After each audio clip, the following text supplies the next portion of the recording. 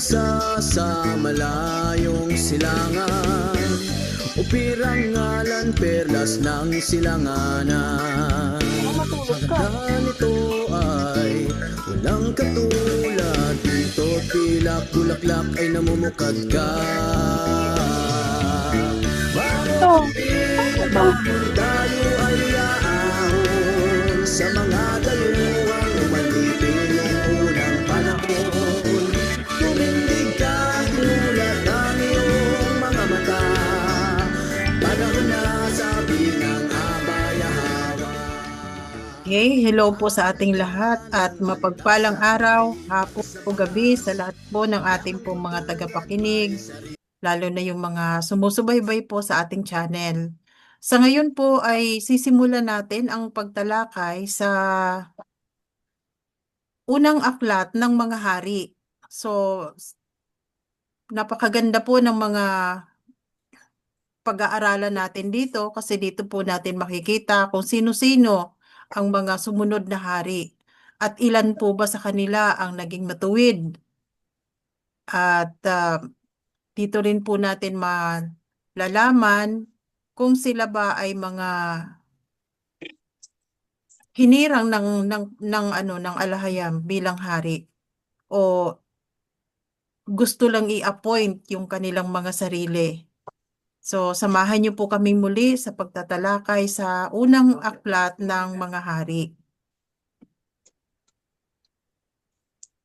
Okay po.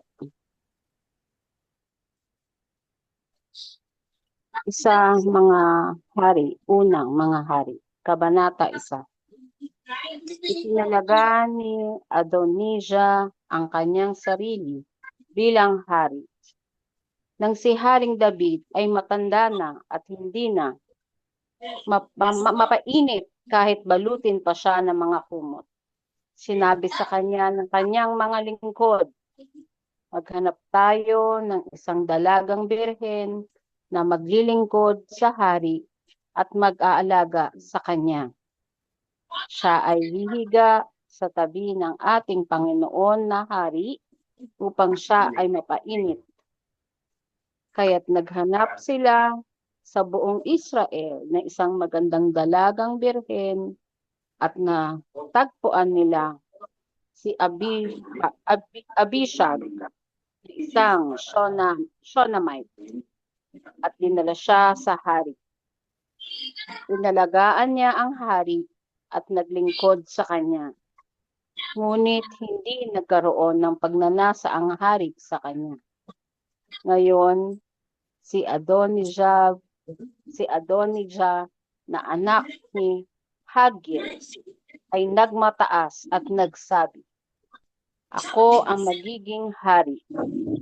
Kaya naghanda siya ng mga karo, mga kabayo, at 50 lalaki na mauuna sa kanya. Hindi siya kailanman pinagsabihan ng kanyang ama na si David kung bakit siya nagkikilos ng ganon. Siya ang sumunod na anak kay Absalom.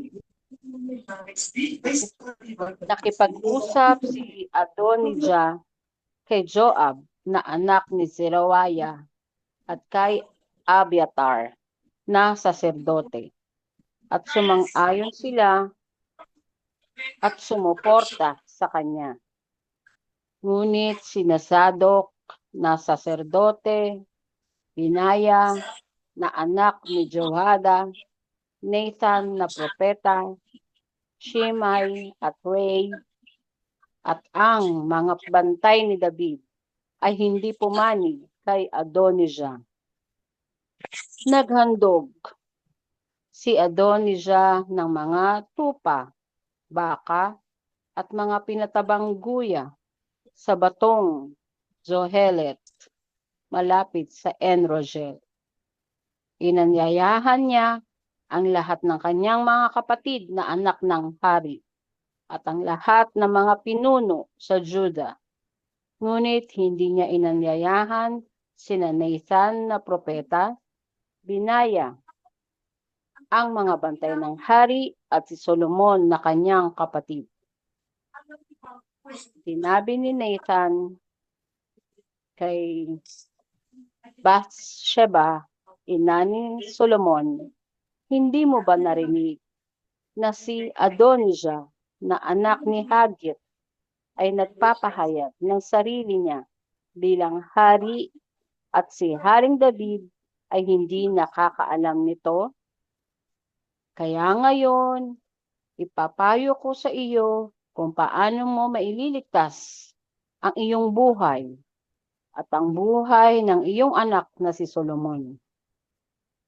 Pumunta ka kay Haring David at sabihin mo, Aking Panginoon na Hari, hindi ba't ikaw ay sumumpa sa iyong lingkod sa ngalan ni Yahweh na nagsabi, Tiyak na si Solomon na iyong anak ang maghahari pagkatapos ko at siya ang uupo sa aking trono?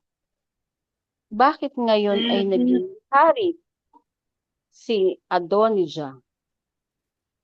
Habang nagsasalita ka pa sa hari, papasok ako at pagtitibayin ang iyong mga salita. Kaya't pumasok si Bathsheba sa silid ng matandang hari at si Abishag na Shonamite ang nag-alaga sa kanya. Yumukod si Bathsheba at nagpatira pa sa harap ng hari. Sinabi ng hari, Ano ang iyong nais? At sinabi niya, Aking Panginoon, ikaw ay sumumpa sa iyong lingkod sa ngalan ni Yahweh na ating alahayam at nagsabi,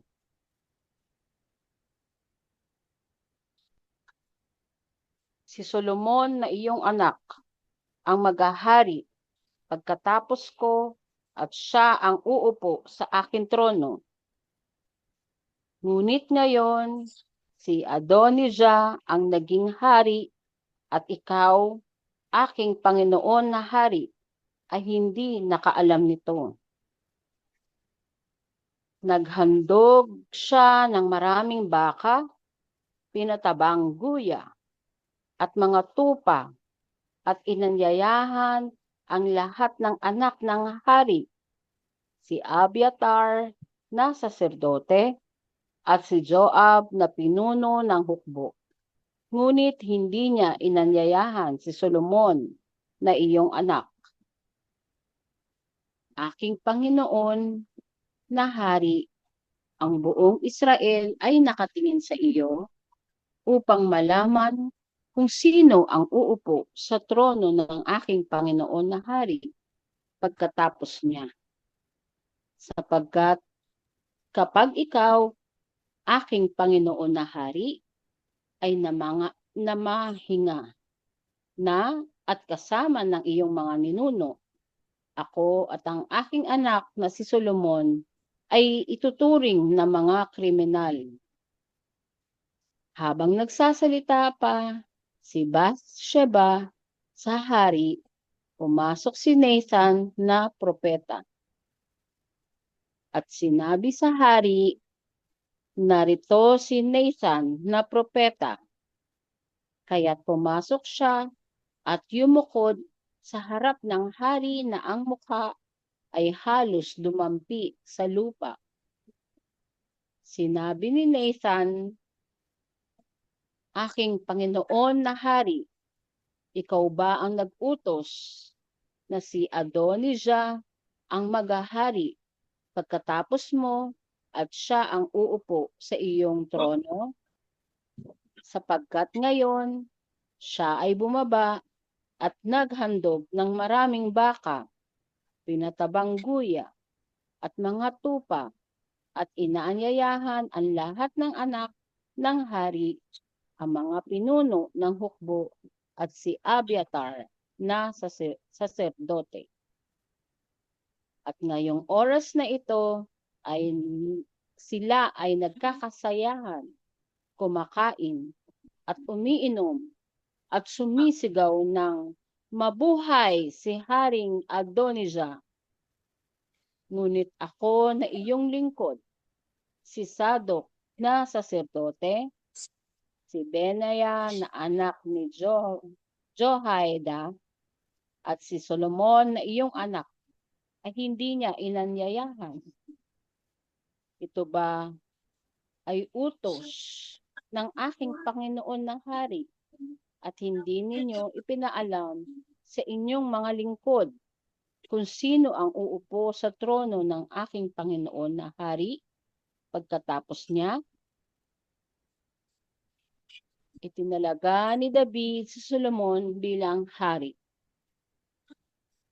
Pagkatapos ay sinabi ni Haring David, tawagin si Bathsheba. Kaya't pumasok siya at tumayo sa harap ng hari. At sumumpa ang hari. Kasing tiyak ng si Yahweh ay umiiral na siyang nagligtas sa akin sa lahat ng kagipitan. Ngayong araw din ay gagawin ko ang isinumpa ko sa iyo sa ngalan ni Yahweh, ang alahayam ng Israel, na si Solomon na iyong anak ang maghahari pagkatapos ko at siya ang uupo sa aking trono kapalit ko. Yumuko si Bathsheba at nagpatira pa sa harap ng hari at sinabi, mabuhay ang aking Panginoon na si Haring David magpakailanman. At sinabi ni Haring David, tawagin sina Sadok na saserdote, Nathan na propeta, at Benaya na anak ni Jehoiada. Nang sila ay dumating, sinabi niya, isama ninyo ang mga lingkod ng inyong Panginoon at pasakayin si Solomon na aking anak sa aking mola at dalhin siya sa gihon. Doon papahiran siya ng langis ni Sadok na saserdote at Nathan na propeta bilang hari sa Israel. Hipan ninyo ang mga shofar at isigaw, mabuhay si Haring Solomon. Pagkatapos, samahan ninyo siya pabalik at paupuin sa aking trono. Siya ang maghahari sa aking lugar, sapagkat siya ang itinalaga kong pinuno sa Israel.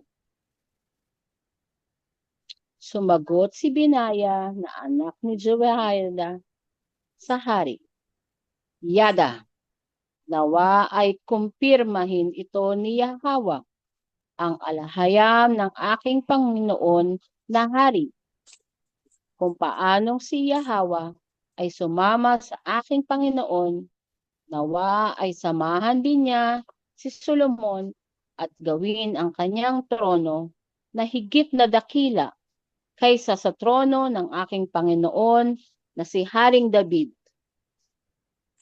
Kaya't sina Sadok na saserdote, Nathan na propeta, Benaya na anak ni Jehoiada, ang mga Keretite at ang mga Pelitite ay pinasakay si Solomon sa mola ni Haring David at inihatid siya papuntang gihon.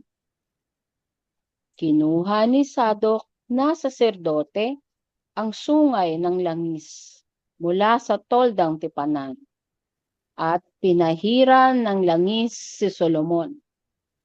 Hinipan nila ang shofar at ang buong Israel ay sumigaw, mabuhay si Haring Solomon! At ang lahat ng tao ay sumama sa kanya, tumutugtog na mga plauta at nagagalak na animo ay yumanig ang lupa sa ingay. Narinig ni na Adonijah at ng lahat ng panauhin niya habang sila ay nagtatapos sa kanilang salo-salo ang tunog ng mga shofar. Sinabi ni Joab, ano ang kahulugan ng ingay na iyan mula sa lungsod? Habang siya ay nagsasalita, dumating si Jonathan na anak ni Abiatar na saserdote. Sinabi ni Adonijah, "Tuloy ka. Ikaw ay isang taong mapagkakatiwalaan. Tiyak na magdadala ka ng mabuting balita." Sumagot si Jonathan, "Hindi mabuti ang balita. Ang ating Panginoon na si Haring David ay ginawang hari si Solomon."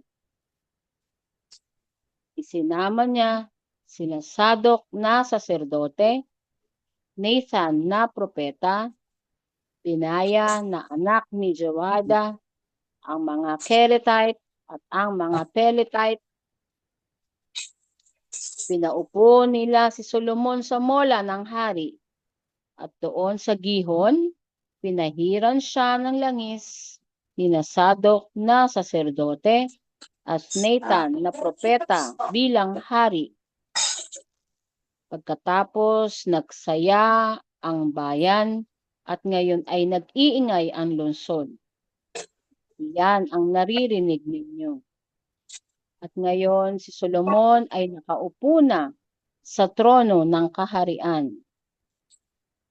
At ang mga opisyal ay lumapit upang batiin si Haring David na nagsabing, "Nawa ay gawin ng alhayam ang pangalan ni Solomon na higit na dakila kaysa sa iyo, at ang kanyang trono ay higit na mataas kaysa sa iyong trono."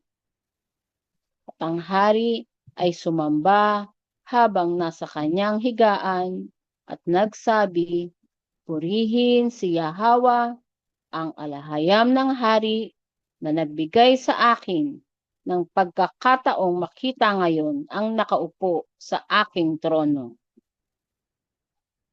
Dahil dito, ang lahat ng panauhin ni Adonijah ay nagtakbuhan at nagsipag-uwian.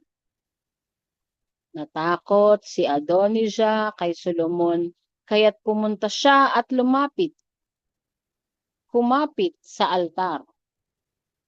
Sinumbong ito kay Solomon, "Si Adonijah ay natatakot sa iyo, o Haring Solomon." Nakahawak siya ngayon sa altar at sinasabi, "Ipangako sa akin ni Haring Solomon na hindi niya ako papatayin sa tabak." Sumagot si Solomon, "Kung siya ay magpapakita ng kabutihan, walang kahit isang buhok niya ang mahuhulog sa lupa. Ngunit kung masumpungan sa kanya ang kasamaan, mamamatay siya." Kaya't ipinatawag siya ni Haring Solomon at ibinaba mula sa altar. Lumapit si Adonijah kay Haring Solomon at nagpatirapa. At sinabi ni Solomon, "Umuwi ka na sa iyong bahay." Paglilinaw. Sa mga Kristiyanong salin ng Biblia, sinabing humawak ng mahigpit si Adonijah sa mga sungay ng altar. Ang altar ni Yahweh ay walang sungay. Hindi niya pinalagyan kay Moises ng sungay ang kanyang altar o nagbigay man ng sukat para dito. Ang altar ng Diyosa ng mga Canaanite na si Asherah ang may mga sungay sa apat na kanto nito.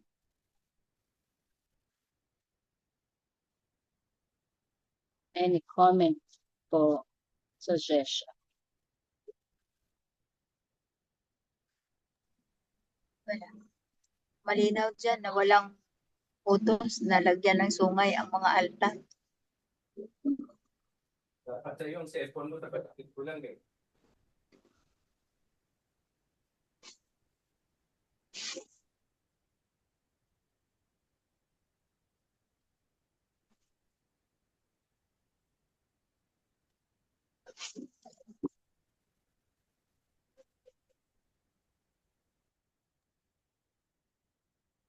Wala na yatang katanungan mga kapatid. Ituloy na natin. Okay po. Kabanata 2. Mga tagubilin ni David kay Solomon. Nang malapit na ang panahon ng kamatayan ni David, tinawag niya si Solomon at ipinigay ang kanyang huling habilin. Sinabi niya, malapit na akong pumisan sa ating mga ninuno. Kaya magpakatatag ka at kumilos ka bilang isang tunay na lalaki. At sundin mo ang hinihiling ni Yahwa na iyong alahayam. Lumakad ka sa kanyang mga daan, sundin mo ang kanyang mga utos, mga batas, at mga alituntunin gaya ng nasusulat sa Torah, ang kautusan ng alahayam na ibinigay kay Moises. Gawin mo ito upang ikaw ay magtagumpay sa lahat ng iyong ginagawa at sa lahat ng iyong pupuntahan, at upang tuparin ni Yahwa ang kanyang pangako sa akin. Kung ang iyong mga anak ay magbabantay sa kanilang lakad at lalakad sa harap ko ng may katwiran, buo ang kanilang puso at kaluluwa, hindi sila mawawalan ng uupo sa trono ng Israel. Alam mo rin ang ginawa sa akin ni Joab na anak ni Zeruiah, kung paano niya pinatay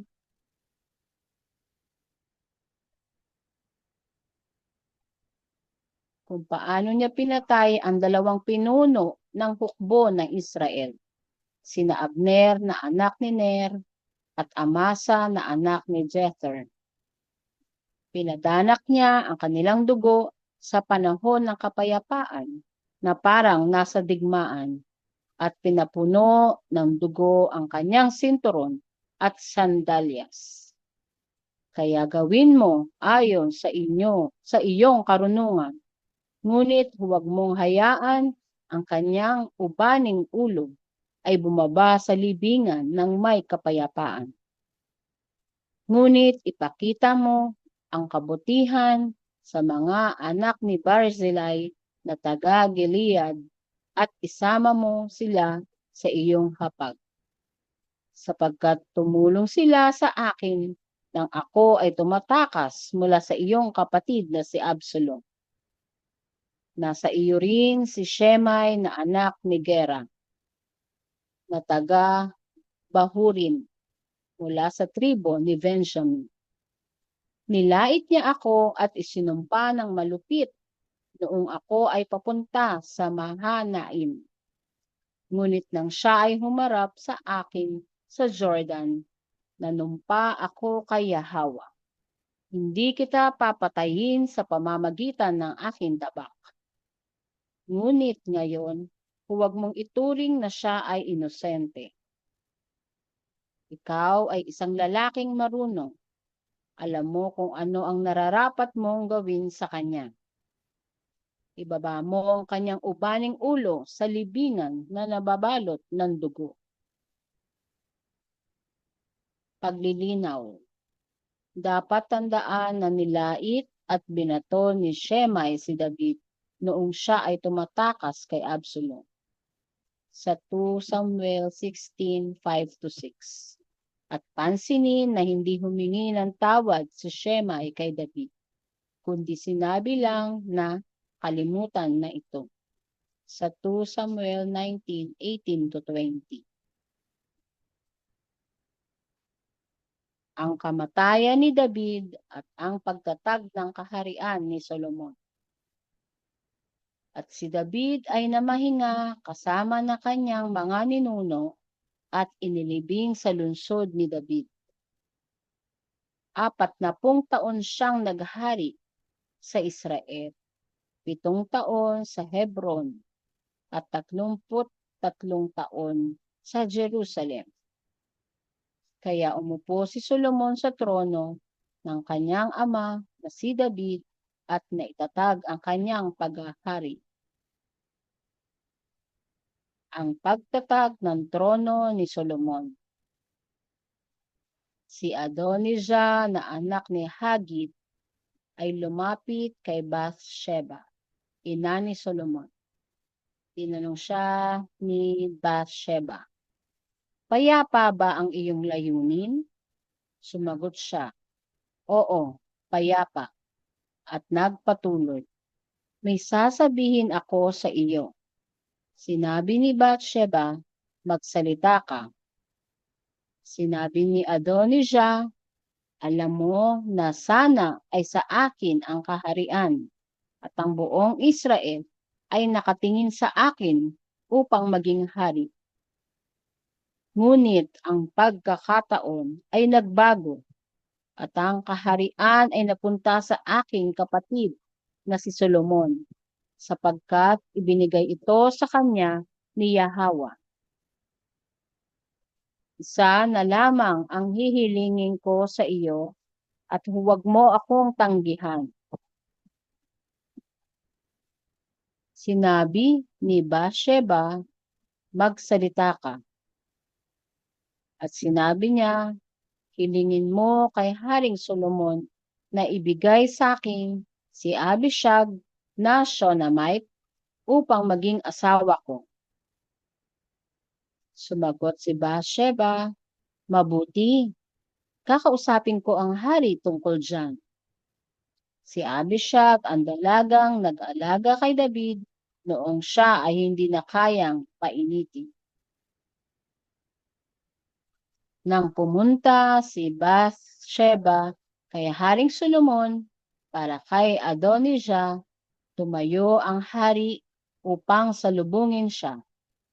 Yumuko sa kanyang ina at umupo sa kanyang trono. Nagpakuha siya ng upuan para sa ina ng hari at umupo ito sa kanyang kanan. Sinabi niya, "May munting kahilingan ako sa iyo at huwag mo akong tanggihan." Sumagot ang hari, "Nagsabi ka, ina ko, hindi kita tatanggihan." Kaya't sinabi niya, "Ibigay mo si Abishag na Shunammite kay Adonijah na iyong kapatid bilang asawa." Ngunit sumagot si Solomon, "Bakit si Abishag pa ang hinihiling mo para kay Adonijah? Para na ring hinihiling mo na rin ang kaharian para sa kanya, sapagkat siya ang aking nakatatandang kapatid. Para kina Abiathar na saserdote at kay Joab na anak ni Zeruiah."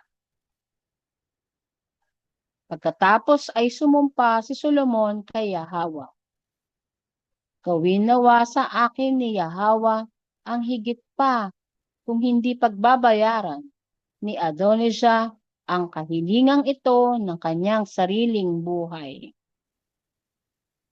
At ngayon, kasing tiyak nang si Yahweh ay umiiral na naglagay sa akin sa trono ng aking ama na si David at nagpatatag ng sambahayan para sa akin, gaya ng kanyang ipinangako. Si Adonijah ay papatayin sa araw na ito. Kaya inuutos ni Solomon kay Benaya na anak ni Jehoiada at sinaksak nito si Adonijah at siya ay namatay. Sinabi ni Haring Solomon kay Abiathar na saserdote, "Umuwi ka sa iyong bukid sa Anathoth. Karapat-dapat kang mamatay, ngunit hindi kita papatayin ngayon, sapagkat dinala mo ang kabanang tipan ni Yahweh sa harap ng aking amang si David, at ikaw ay naghirap kasama niya." Sa ganito, pinalayas ni Solomon si Abiathar mula sa pagkasaserdote ni Yahweh upang matupad ang salita ni Yahweh na sinabi niya laban sa sambahayan ni Eli sa Shilo. Paglilinaw. Sa pagpapatalsik ni Solomon sa isang saserdote, pinatutunayan nito na ang hari ay may kapangyarihan sa pagtalaga at pagpapatalsik ng saserdote. Ginawa ito ni Solomon ayon sa kapangyarihan ng hari at hindi siya sinaway ni Yahweh. Nang marinig ito ni Joab na kumampi kay Adonijah, bagaman hindi kay Absalomon, tumakas siya patungo sa toldang tipanan ni Yahweh at kumapit sa altar. Nang mabalitaan ito ni Solomon, iniutos niya kay Benaiah na anak ni Joiada, pumunta ka at patayin siya. Kaya pumasok si Benaiah sa toldang tipanan ni Yahweh at sinabi kay Joab, sinasabi ng hari, lumabas ka. Ngunit sumagot si Joab, hindi, dito na ako mamamatay. At ibinalita ni Benaiah sa hari ang sinabi ni Joab. Kaya sinabi ng hari, gawin mo ang sinabi niya. Patayin mo siya at ilibing upang alisin sa akin at sa sambahayan ng aking ama ang dugo ng mga inosenteng kanyang pinadanak. At gantihan siya ni Yahweh sa kanyang pagdanak ng dugo sapagkat pinatay niya si Abner na anak ni Ner at si Amasa na anak ni Jether nang hindi nalalaman ng aking amang si David.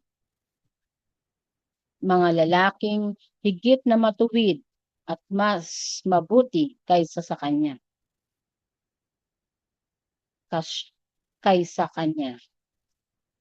Mapanatili nawa ang dugo nila sa ulo ni Joab at sa kanyang angkan magpakailanman. Ngunit kina David, sa kanyang binhi, sa kanyang sambahayan at sa kanyang trono ay manatili nawa ang kapayapaan mula kay Yahweh magpakailanman. Kaya pumunta si Benaiah na anak ni Joiada at pinatay si Joab at siya ay nilibing sa kanyang tahanan sa ilang.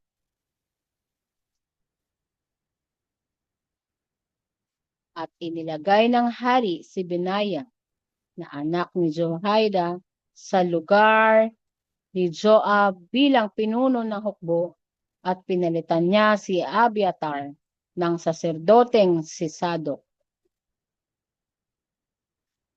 Pagkatapos ipinatawag ng hari si Shemai at sinabi sa kanya, magpatayo ka ng bahay dito sa Jerusalem at dito ka manirahan. Huwag kang lalabas o pupunta kahit saan. Sa araw na lumabas ka at tumawid sa lambak ng Kidron, tiyak na mamamatay ka at ang dugo mo ay mapapasa iyong sariling ulo. Sumagot si Shemai, mabuti ang sinabi mo. Gagawin ng iyong lingkod ang lahat ng iniutos ng aking Panginoong Hari. Kaya nanirahan si Shemai sa Jerusalem ng matagal. Ngunit makalipas ang 3 taon, tumakas ang 2 alipin ni Shemai at nagtungo kay Akish na anak ni Maaka, hari ng Gath.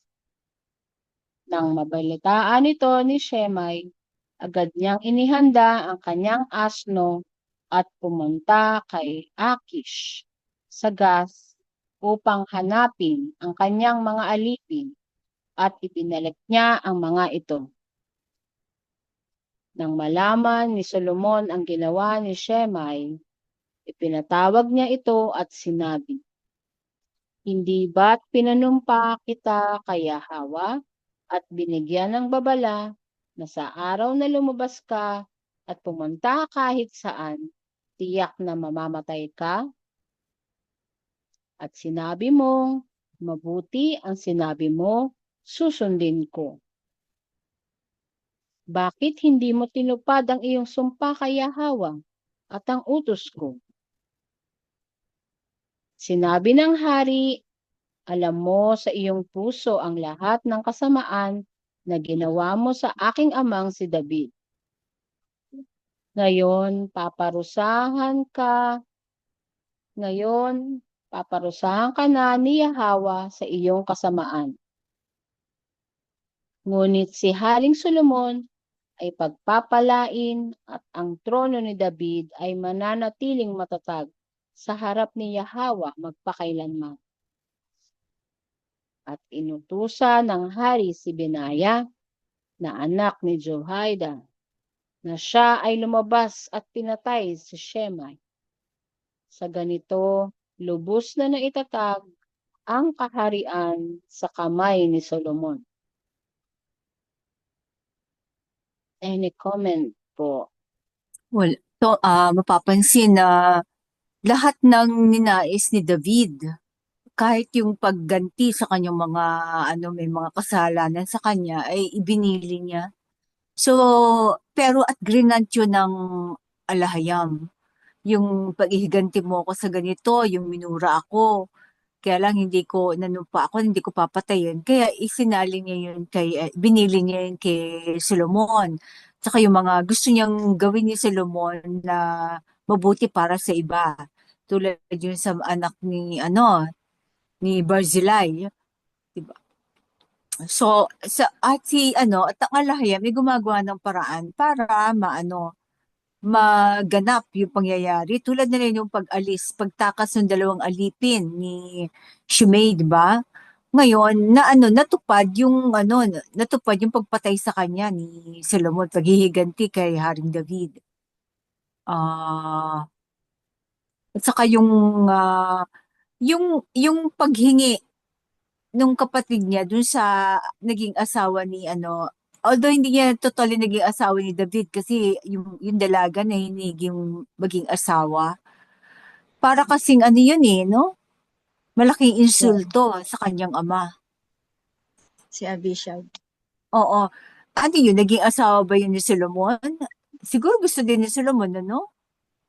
Sis ang naging dahilan kung bakit hindi pumayag si Solomon na kunin si Abisag sapagkat anuman Ibigay, ang pag-aari ng kaharian ay hindi pwedeng mapunta sa iba dahil yan ay pananagutan ng hari. Kaya ang niyan, hindi Kahit talaga ang niya asawa, pwede. no? Oo. Lahat ng maiiwan ng Lalo ng hari ay asawa. ipapasa sa susunod na hari. Kaya walang karapatan ang sino man na hingiin kung sino man ang mga naiwan na asawa o mga alipin ng hari.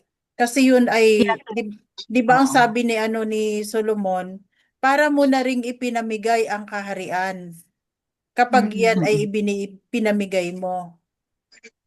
So, parang yun simbolo ng kanyang kaharian na anuman ang iniwan sa kanya ng hari na sinundan niya, lahat yun ay pananagutan niya. Bahagi ng kanyang kaharian. Saka yung ginawa ni Joab, at saka yung saserdote si Abiathar. So, bali nawala yung loyalty ni Joab kay David, Although, Oo. loyal siya, pero hindi niya sinusunod. Gumagawa siya sa sarili niyang mga diskarte. Saka, yung pagkasaserdote ni Abiathar, nasa linya ba yun ni Eli? Si Abiathar, di ba ay nasa linya ni Eli. Oo, kaya natupad ang sumpa sa linya ni Eli. At saka sumama kasi siya doon kay Adonijah. Oo. Si Joab at saka si Abiathar sumama kay Adonijah na hindi alam ng hari.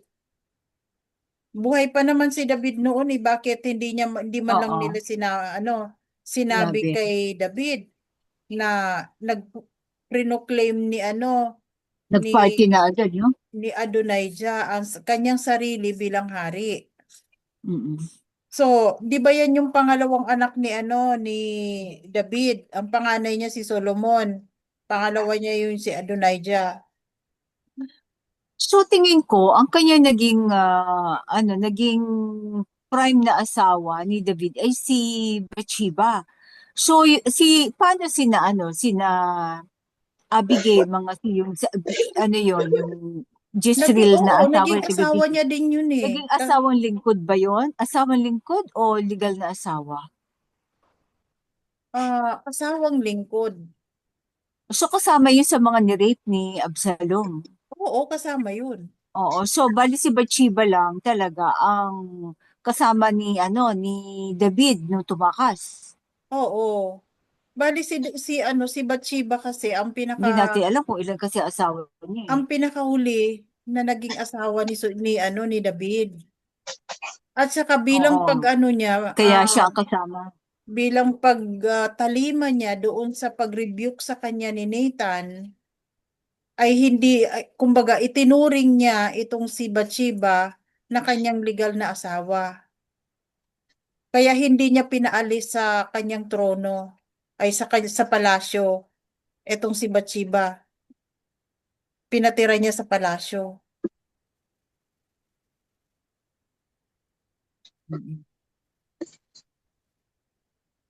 Ang laki kasi ng kasalanan ni David kay Hindi sinabi kung sino yung asawa. kay Bathsheba. Oo. Ipinapatay Hindi niya yung sinabi kasi kung asawa. sino. Oo, hindi sinabi kasi kung sino yung asawa na sinama niya pagtakas. Basta puro asawa lingkod lang eh, no? Oo. So, hindi, saka hindi na rin ginalaw. Di ba ang Mga adult na rin siguro mga niya, 'di ba unang asawa niya si Mikal.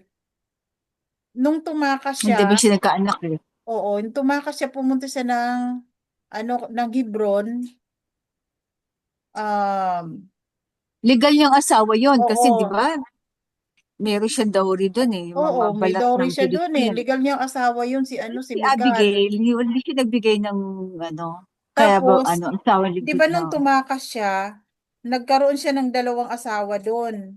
Yung si Hagit at saka si Abigail. hindi, pangatlo na yung si Abigail. Yung nanay ni Absalom at saka yung nanay ni Adonijah. Yun ang mga Oo. nauna. Kasi panganay niyang anak si Absalom. Sunod si Adonijah.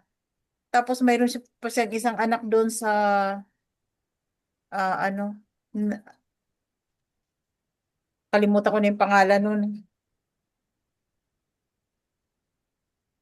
So pang-apat na nga yun pang-apat niya ng asawa yun si Abigail, pang-lima si Bathsheba. At marami pa siyang asawa Oo, lingkod, no? marami pa siyang asawang lingkod. Kasi yung mga asawa ni Saul, ipinasa din sa kanya. Oo. So, Kasi itong kasama yung sa kultura nila na lahat ng naiwan ng hari, pati mga asawa at mga lingkod, ay mamanain ng susunod na hari. tapos ito, yung parang inano ng mensahero na may karapatan ang hari bilang sultan, di ba, na wasakin ang priesthood dito sa Oo. pagpapatalsik ni Bali, Solomon sa isang inimpasize niya talaga yan. Kasi habang ginagawa natin ito, marami ng pasaway na priest nung ginagawa natin ito. Sa panahon na yon, inimpasize dito ng mensahero na may karapatan ang hari na magtalaga at magpatalsik ng saserdote. Kaya inilagay niya yan dito.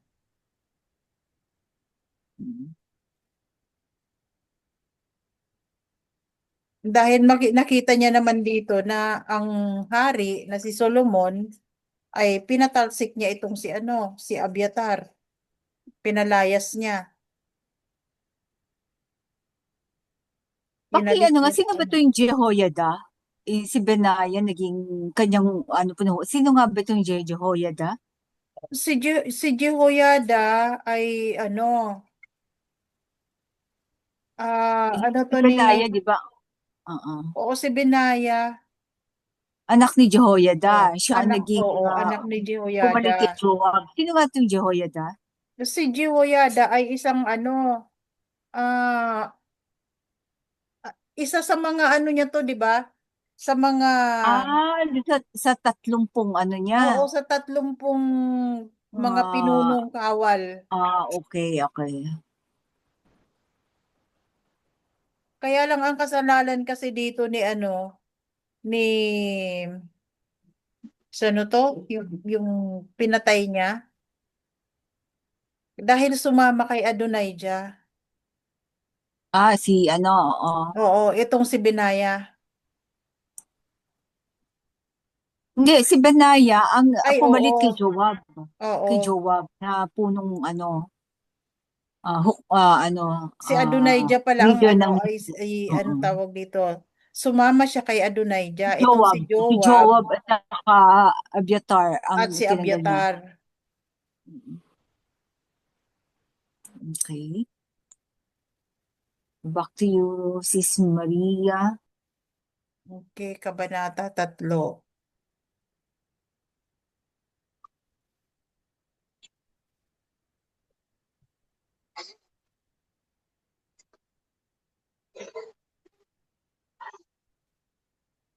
Okay, Sis Maria, Kabanata 3.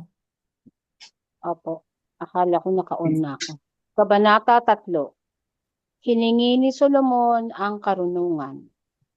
Nakipag-alyansa si Solomon sa Faraon na hari ng Egypt at pinakasalan ng anak nito. Dinala niya ito sa lungsod ni David hanggang sa matapos niyang itayo ang kanyang palasyo, ang templo ni Yahweh at ang pader sa palibot ng Jerusalem. Ngunit ang mga tao ay patuloy pang naghahandog sa mga matataas na dako sapagkat hindi pa naitatayo ang isang templo para sa pangalan ni Yahweh. Minahal ni Solomon si Yahweh at lumakad ayon sa mga utos na iniwan sa kanya ng kanyang amang si David. Maliban sa siya ay naghahandog at nagsusunog ng insenso sa mga matataas na dako. Pumunta ang hari sa Gibeon upang maghandog, sapagkat iyon ang pinakatanyag sa mga matataas na dako. Naghandog si Solomon ng 1,000 handog na susunugin sa dambanang iyon. Sa Gibeon, nagpakita si Yahweh kay Solomon sa panaginip sa gabi at sinabi ng alahayam, hingin mo kung ano ang nais mong ibigay ko sa iyo. Sumagot si Solomon, ipinamalas mo ang malaking kagandahang loob sa iyong lingkod na si David, na aking ama, sapagkat siya ay naging tapat sa iyo. Matuwid at dalisay ang puso. At ipinagpatuloy mo ang iyong kagandahang loob sa kanya at binigyan mo siya ng anak na uupo sa kanyang trono sa araw na ito. Ngayon, O Yahweh, aking alhayam.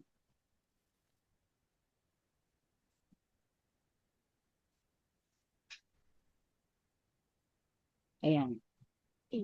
Ngayon, O Yahweh, aking alhayam, ginawa mo akong hari kapalit ng aking amang si David.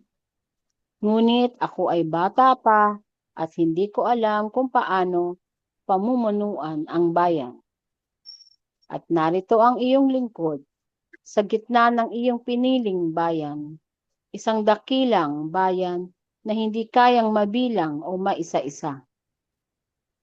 Kaya ipagkaloob mo sa iyong lingkod ang isang pusong marunong umanawa upang pamahalaan ang iyong bayan at makilala ang mabuti at masama, sapagkat sino ang makakayang mamuno sa napakalaking bayang ito.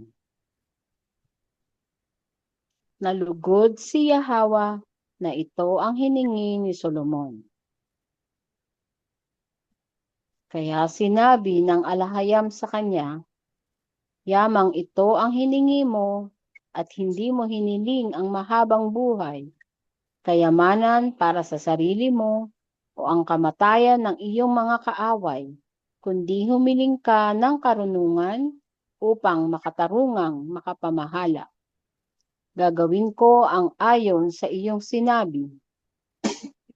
Ibigyan kita ng isang pusong marunong at mapagkilala. Wala pang naging katulad mo noon at hindi na mauulit pa sa hinaharap. At bibigyan din kita ng hindi mo hiningi, kayamanan at karangalan. Kaya sa buong buhay mo ay walang magiging hari na katulad mo. Paglilinaw. Ang pangakong ito ay saklaw lamang sa panahon ng buhay ni Solomon at nakabatay sa patuloy niyang pagsunod sa mga kautusan ng tipan. Ngunit sa bandang huli na kanyang buhay, nilabag ni Solomon ang mga batas ng tipan, kaya ang pangakong ito ay nawalan ng bisa.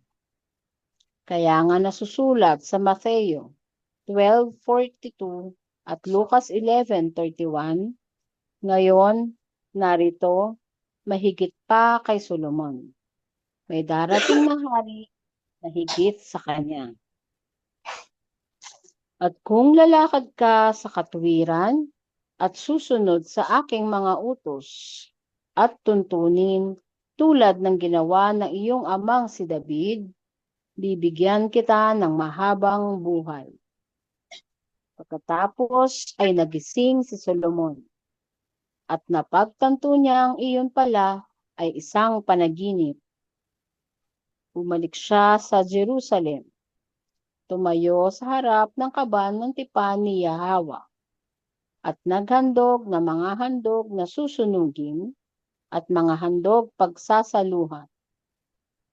At naghanda siya ng isang handaan para sa lahat ng kanyang mga opisyal. Isang matalinong hatol. Isang araw, 2 patutot ang pumunta sa harap ng hari at tumayo sa kanyang harapan. Sinabi ng isa, "Patawad, aking hari.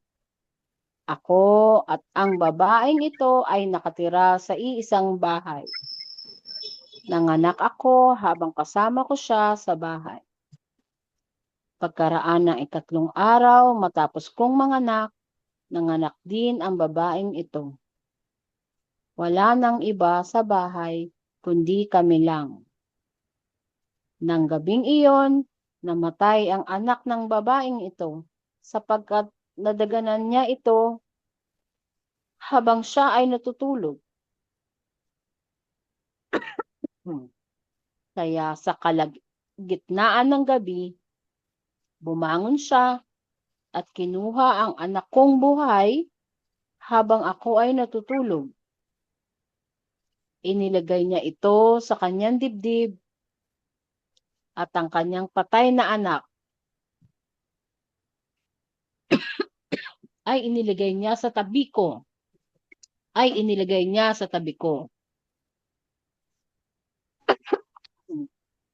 Kinabukasan, nang ako ay gumising upang pasusuhin ang aking anak, nakita kong patay na ito.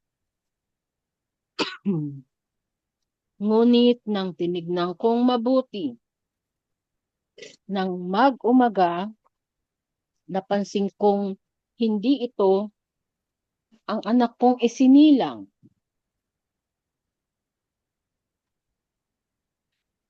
Sinabi ng isa pang babae, "Hindi, Ang buhay ay anak ko, at ang patay ay iyo. Ngunit sinabi naman ng una, hindi, ang patay ay anak mo, at ang buhay ay sa akin.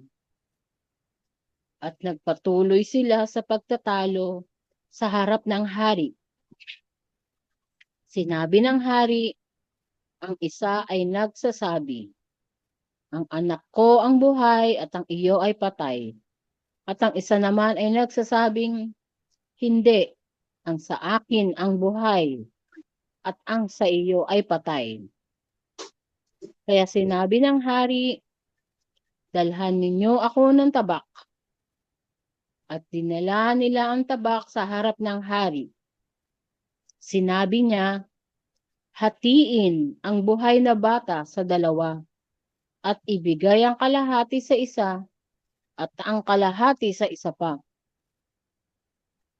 Ngunit ang ina ng buhay na bata, sa tindi ng pagmamahal niya sa kanyang anak, ay nagsabi sa hari, pakiusap aking hari, ibinigay na lang sa kanya ang buhay na sanggol. Huwag ninyo siyang patayin. Subalit ang isa ay nagsabi, ni sa akin ni sa iyo, hatiin na lang siya. Kaya nagpasya ang hari, ibigay ang buhay na bata sa unang babae. Huwag ninyo siyang patayin. Siya ang ina ng bata. Nang marinig ng buong Israel ang pasyang ibinigay ng hari, namangha sila sa kanya, sapagkat nakita nilang ang karunungan ng alahayam ay nasa kanya upang mamahala ng makatarungan.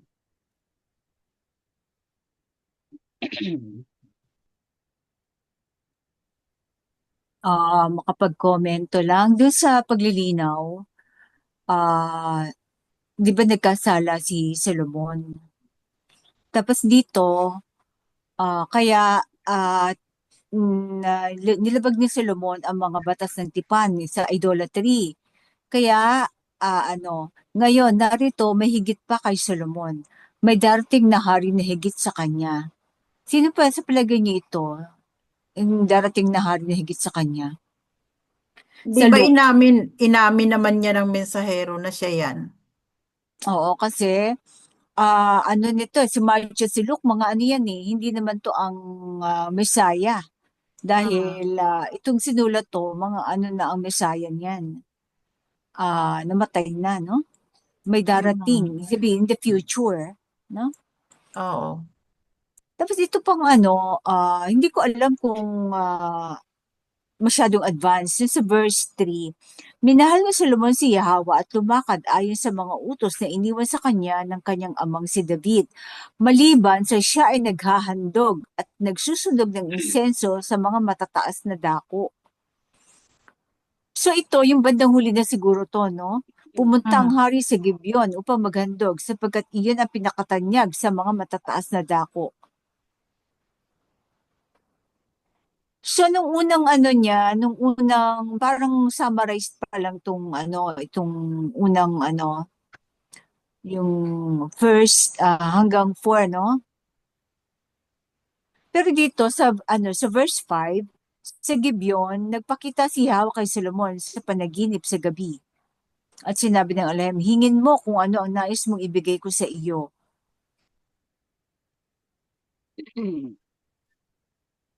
Medyo parang may kutoto. May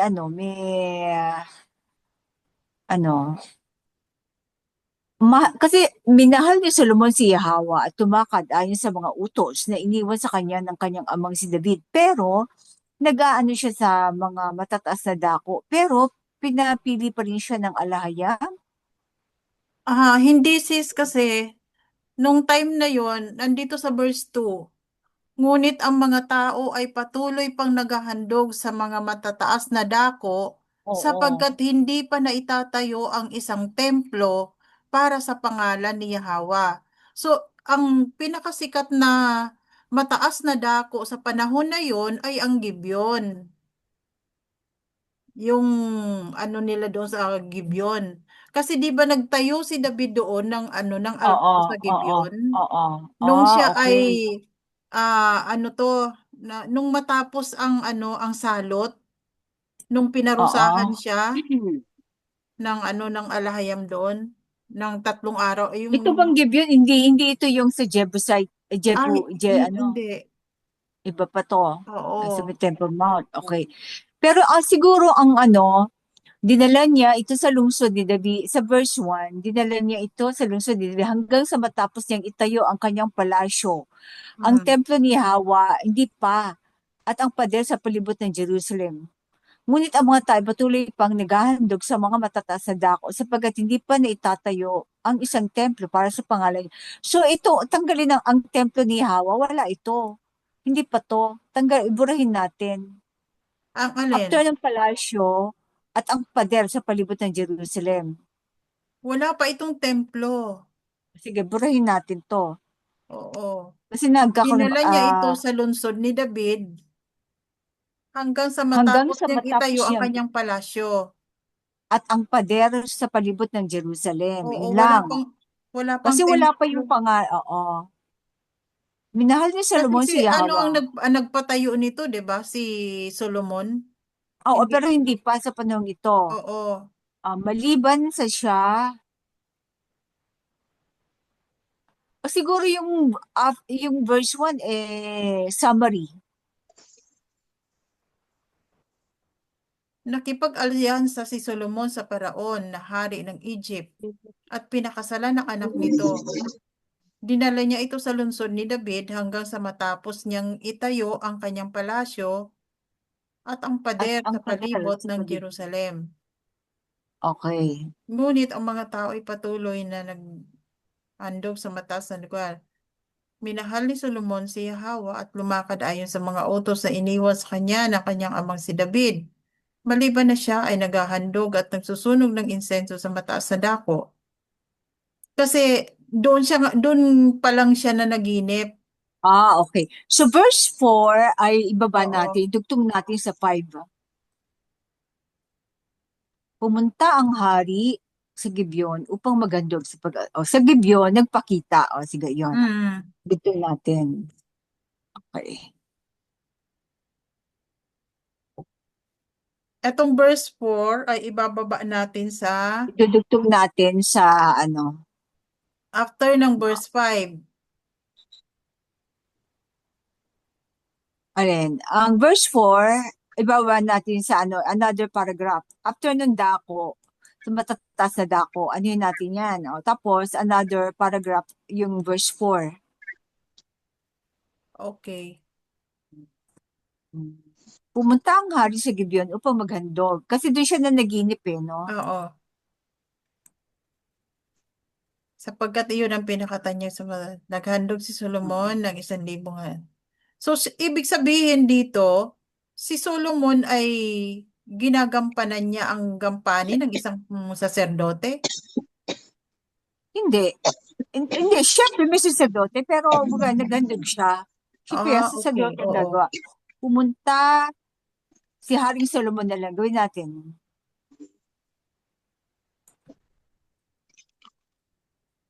Si Si Haring Haring Solomon sa Gibeon. Kasi Haring umpisa ng paragraph Sapagkat Solomon. iyan pinakatanyag sa mga matataas na dako. Oo. So, parang inano niya sa mga matataas na dako, parang inaano niya, inihahalay niya ang alahayam sa kanyang sa ibang mga idol. Kasi wala pang Pero Pero doon sa Gibeon, kung naalala mo si Haring David, ay naglagay siya ng altar doon.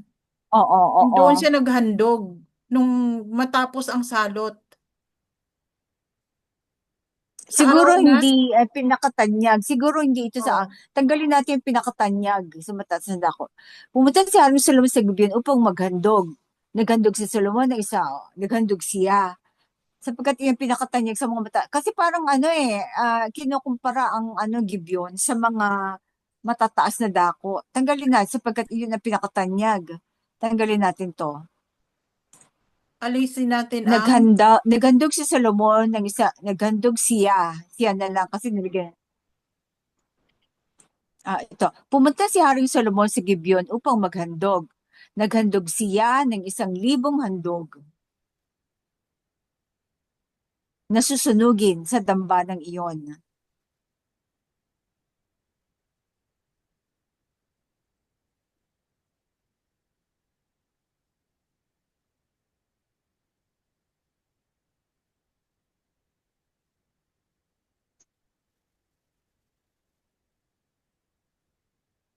okay na?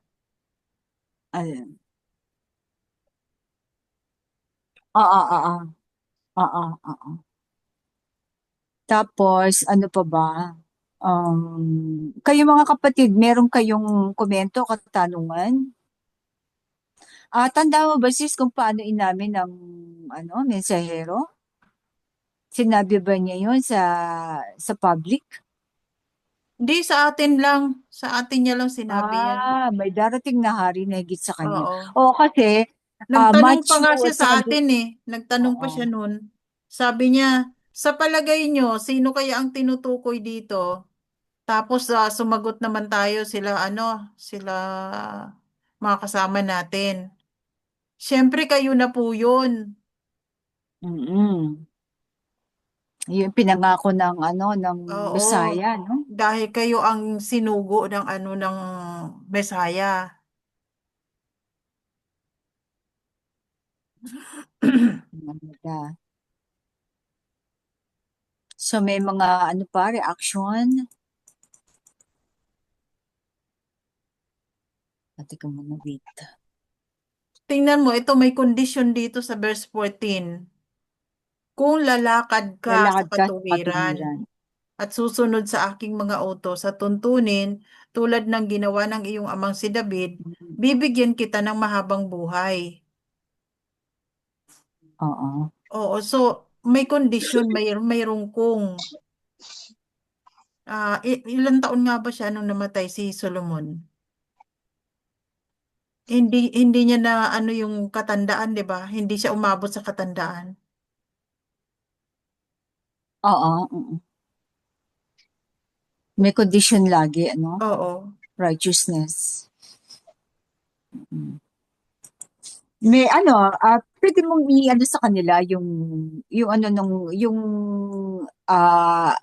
mga hari. Tingnan mo yung day. Yung susunod niyan, ng aklat na yan. Okay. Para meron silang idea. Sige, si-share ko. Mga 12B. Mga hari ng Israel. Yan ang mga kings of Israel. So ito yung si Saul ay 1,030 hanggang 1,010. So 20 years lang. 20, Yung oo, 20 yung years kanyang ang paghahari. paghahari. Oo. Yung kung ilang taon siyang naghari. So kung pagpalagay na 20 years old siya, sa mga 40 years old lang siya nung mamatay. Huh? Oo. Si Solomon 40 years. Ilang taon lang na naging hari, si Solomon. 12 years old yata siya eh. 12 ba? So, Ah. bali 52 years old siya namatay? Oo. Pero si David, kung 40 years, ilang taon ba siya naging hari? Matanda na siya nito eh. Oo, kasi matagal siya nagkapaglaban bago mamatay si Saul eh, no? Matagal pa siya nagkipaglaban. Kahit na siya nung bata siya, pero matagal siya nagtago at nakipaglaban pa kay bago mamatay si Saul. Mm-mm. Kaya matanda na rin siya, no? Ito yung dalawang Rehoboam at Jeroboam. Medyo nakakalito to, R at saka J yung isa. Sa House Oo. of David ay R, sa House of Ephraim. Ito nagkaroon ng Ah, division. Nahati 20. 20 years old lang pala siya noon nung naging hari. sino? Solomon. Okay. So so So, bali 60 years 60 old years siya old lang namatay. siya. Oo. Jedidiah. O nga pala siya si Oo. Jedidiah. Tapos, nung 931 BCE, nahati ang kingdom. Oo. House of Ephraim at saka House of David. So pag pwede nating maging reference yan habang kasi nag-overlap no? Yung sa Oo. second year, sinadap. So, tingnan mo mga wicked king, makikita ninyo. Si Asa ay righteous king. So, naka 41 years siyang nag-reign. I-point out mo si Mm. Asa. Pero yung House of Ephraim, napakarami mga wicked king. Kaya tinan mo, may nagpapalit ng hari, may 2 years. Pero si Sibri, 7 days lang. Nakikita Kaya niyo nga ba mga eh. kapatid? Oo. I-point out mo nga sis. Ah, nag Ayan o. ano Si to? Sibri, 7 days. Si Omri, Oo. oo. Days lang. Ito, 12 years. So, may 2 years lang na dub. Okay. Pero kasi ang mga wicked kasi ito So, eh. Mula ang oo. Kaya nagpaano kaya, ang nagpasimuno ng pagiging wicked ay si Jeroboam sa sa House of House of Ephraim. Ephraim. Pero naka 22 years din siya, ha? Oo. Pero anyway, para lang makita nyo, sana maano,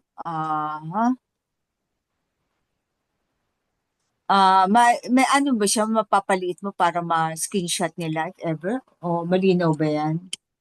Maliit I-screenshot na nyo. masyado, no? Oo. Palitan mo para ma-screenshot nila ng buo.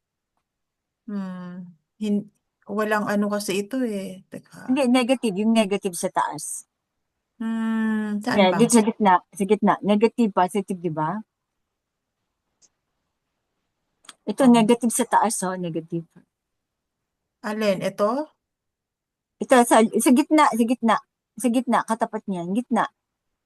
Ayan, yan. May negative, may positive. Yung negative, Aha. pindutin mo yung negative para zoom out. Oh, ayan. Okay Ayan, na? pwede yung screenshot para meron kayong mga kapatid. May reference kayo pag diniscuss natin ang mga kings. Kasi nasabi diyan yung sa second year ni Asa of the House of David, saka naman naging si Nadab ng House of Ephraim. So meron kayong reference. Although yan develop yun. Kasi kung may mga error siguro minimal lang. Medyo duling-duling ako diyan eh. Na niyo po ba na screenshot niyo mga kapatid? Okay na ba? Na-screenshot nyo ba to? Para Kasi dito makikita natin sa listahan na to ng mga hari kung ilan lang ba sa kanila ang mga matuwid na hari. Mm. And Kasi then dito mapapansin sa niyo, sa House of Ephraim, halos hmm, wala akong nakikitang matino dito ang naging matuwid na hari. si Hosea. And then ay i-point palaki mo ulit mo kay Hosea. Sa 722 yung ninth year Assyrian 9 invasion. years. Wala nang naging hari sa lakan mo. Oo. Wala nang Ang naging last na naging naging hari. hari sa House of Ephraim ay si Hosea. Oo. Kasi 'di ba nagkaroon na sila Assyrian invasion. Pero Oo. yung House of David ay House of David nagkaroon pa continues pa rin. nanatili na. Pero pagdating ng ay na-deport sila sa Babylon. Sila naman ang dinala sa Babylon. Pero may mga Oo. naiwan pang mga hari na inassign ng Babylon. Sina Eliakim, Joakim, Hmm. 11 years. Parang nag-ano sila dito eh. Mabasa natin sa Jeremiah to eh. Yung mga Mula dito kay version. mula dito kay Jehoahaz, ano na sila, nasa Babylon na sila nito. Oo. Kasi after ni Josiah, si Jehoahaz. Si Jehoahaz Oo. ay medyo ano din ito wicked. Oo. Kaya ito yung time na dinala sila sa Babylon. Pero sa Babylon nagpatuloy ang pagiging hari ng mga successor nito. Ito si Eliakim, Oo. si Jehoiachin, at saka si Sidikaya. Sidikaya ang last na hari nila. Oo. Then after ni Sidikaya, Actually, si Zedekiah ay nasa Babylon. Kaya lang dinala siya sa di ba? Si mm, Zedekiah, di ba, yung sumakay sa pinakita sa kanya yung templo kung bakit naging babalik-balik siya, di ba? oo. Sa Babylon at saka sa Jerusalem.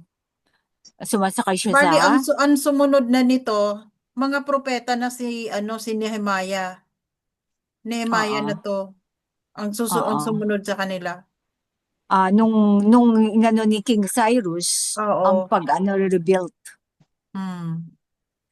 mga propeta na.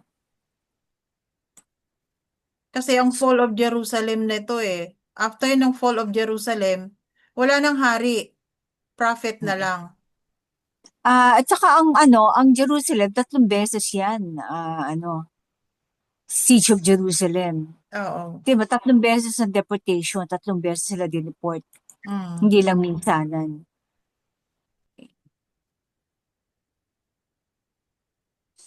Anyway, Ito na, dito na after ng fall lakihan ng mo pa sheet Jerusalem. kasi maliit. Medyo lakihan mo pa para Oh. Ayan, yan. Tama na. Sobra, yan, yan. Yan yung Syrian invasion. Diyan nawala ang 10 tribo na nagmula sa Samaria, sa House of Ephraim. Oo. Sa ika-6 year ni Hezekiah, yan. Ayan ang sinabi nila na dinala sa Assyria. Dineport. Pero napakadami niya, milyon-milyon, baka mas marami pa yan sa Assyrians. So paano mo i-deport yung ganun karaming tao? So tingin ko sabi na nga ng yung 10 tribong yan ay pinamumunuan ng 10 dato. Oo. At nakarating dito sa Ophir. Dito sa Assyrian invasion, ito yung panahon ng nagkalat na yung 'di ba? Yung 10 tribo. Oo, yan yung nawawala, yung mga hinahanap Oo. nilang mga tribo. Sabi, ang nakasulat ay dineport. Pero sabi ko, napaka-imposible i-deport yan kasi paano naman din na mas marami di hamak ang 10 tribo kaysa sa Ang ginawa kasi nila, di ba, inattack nila, then pinatira, nung umalis ang mga pinatira nila doon ay mga foreigners sa Mm. Samaria. Tapos itong mga 10 siguro yung iba na deport na kuha nila pero karamihan siguro dyan nakatakas. Mm. Kasi milyon-milyon yan eh. Di ba? Oo. Milyon-milyon ang 2 10 tribo. tribo lang naman ang naiwan sa kanila Ay Oo, naiwan sa it's a Jerusalem. House House of of David. David. Marami na yan House of David. How much more yung Mm. 10 tribo? Mas madami. Kaya nga Kaya imposibleng kakayanin ba i-deport yun? I Mm. doubt it. Sabi nga, ang history nababago kung sino ang mga nagwawagi. Kaya ganun din ang Biblia. So yun lang mga kapatid. Sana na ano nyo, sa susunod na mga kabanata, i-discuss na to yung mga kaharian. Dahil namatay na si King David, dito makikita kung ano ang mga nangyari at nagkahiwalay nagkaroon ng Northern Kingdom at Southern Kingdom, Hindi, o House of David at saka House of Ephraim. nung mamatay si Solomon, saka nahati ang kingdom. Oo, kasi may Nagkaroon ginawa ng si House of Solomon. David at saka House of Ephraim. Oo. At dito nagsimula sa house ni Ephraim ang mga wicked kings. Dahil sa sinimula ni Jeroboam. Diyan na nagkaroon ng idolatry. Hanggang sa nagkaroon na ng apostasy. Pinabayaan na nila si Yahweh.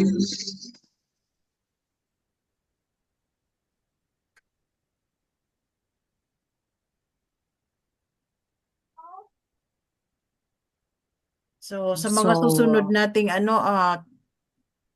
mga kabanata na tatalakayin, madadaanan natin ang lahat ng ito. Kung ano yung kwento sa buhay ng mga hari na ito.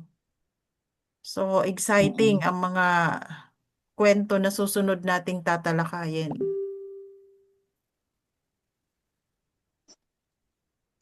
So, kayo mga kapatid, So, meron tayong musika, mga kapatid, Sis Dalia. ah, Sandali nga, ay, natanggal na. ano ba ang Effect. ating So, di may mga reaction. purihin ang hari? Yun, sige. Okay. Oo. Kung sino mang hari yan, pero siyempre yung The King of Kings, no? Oo. Oo. Sa'yo na lahat yan, nako. Salamat mga kapatid. Okay, maraming salamat mga kapatid. Nasa timog silangan, Salamat po. lahing birbong mangusya. Mula sa pagkabulag ng mga katotohanan, inilat na ang mga mata at sunin ang katotohanan. Purihin natin ang hari, ang Bisaya Yahweh siya. Purihin ang hari